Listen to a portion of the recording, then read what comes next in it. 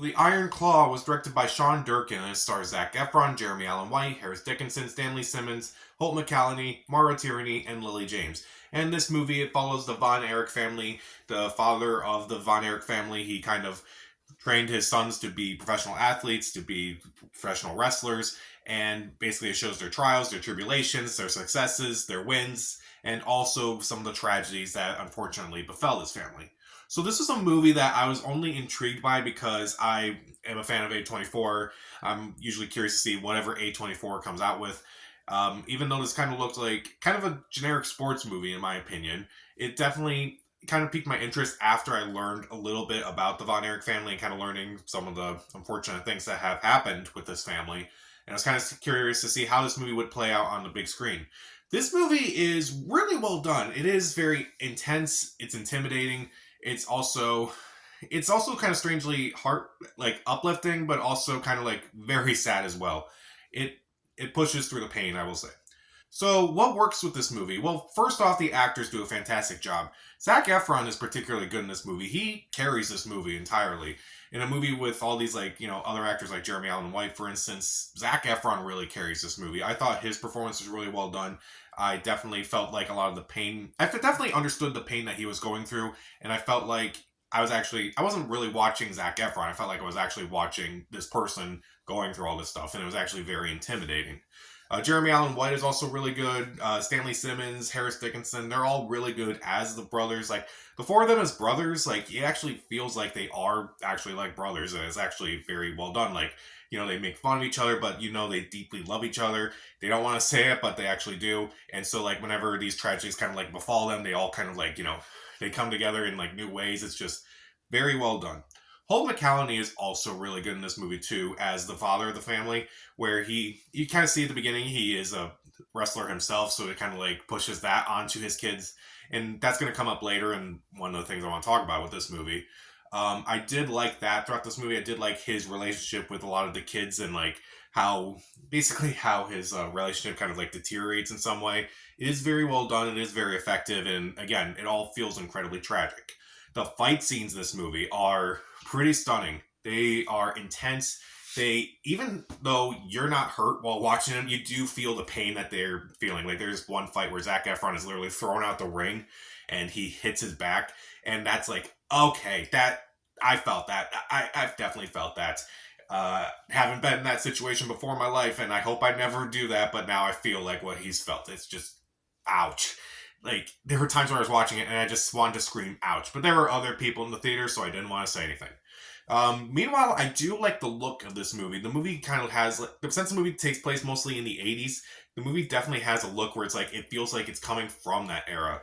Like, I like that about a lot of movies now where they're actually trying to emulate an era, not just from like what they're wearing and like what they look like, and it's like they actually kind of look like they're shot on film or something. Like, it actually feels like a movie that was made during that time rather than like a movie that was emulating that time, pretending to be that time. And also, the themes of this movie are very fascinating, like how toxic masculinity can have an effect on on a lot of guys, how image is very important, and like how there's always the stage persona and there's always the opposite of that. It's actually very effective. I do think there's a lot of themes that the movie does work with that are really well done. And I think if I go back, maybe I'll catch a different theme. So, and again, if I watch this movie again, because this movie is definitely not an easy movie to sit through, probably one of the most difficult movies to sit through because of a lot of the subject matter. But what don't I care for in this movie? Well, first off, admittedly, I don't think the female characters really have much to do. Maura Tierney tries the best that she can. Lily James tries the best that she can. But I felt like the characters were kind of thinly written. I didn't really care for their characters so much. I felt like they didn't really have too much to do. And I felt like they could have done a lot more, particularly with Maura Tierney's character. She tried her the best she could, but I felt like the script didn't really give her much to do. Lily James, on the other hand, like, what's her excuse? Like, I felt like her character was nothing more than just the girlfriend of Zac Efron's character, and it's kind of disappointing because I remember she was one of the things I liked in Baby Driver the least. She felt like another character that didn't really have much of a personality other than just be the girlfriend of the lead character. Oh well. And this movie also has one thing that I really don't like, and some people may like this scene, but some people may hate it. And basically, when on before the movie begins, it says based on inspired by a true story. And I was curious about that because, like, okay, why is this movie inspired by a true story? And like watching the majority of the movie, it's like, okay, this feels like a lot of this stuff actually did happen. And then we get to the ending, and I'm like, oh, this is why they said inspired by a true story. And honestly, I don't know how to feel about the ending. Parts of me kind of like gets what the ending's trying to go for, but the other part of me is like, this feels a little insensitive. I don't know. I feel like, I don't know. Unless, any living members of the Von Erich family saw this and they were like okay with it, then maybe I would be okay with it. But personally, kind of like looking back on it, I kind of felt a little iffy about that. Like how it was kind of portrayed and like, I don't know, it was just kind of a weird thing at the very end of the movie. You'll know when you see it. And that's mainly the reason why this movie is less based on a true story and more inspired by a true story. And that's I'm kind of a stickler about that. I kind of mentioned that in my Napoleon review where I said a lot of things didn't seem to happen in real life that were in this movie and so on and so forth.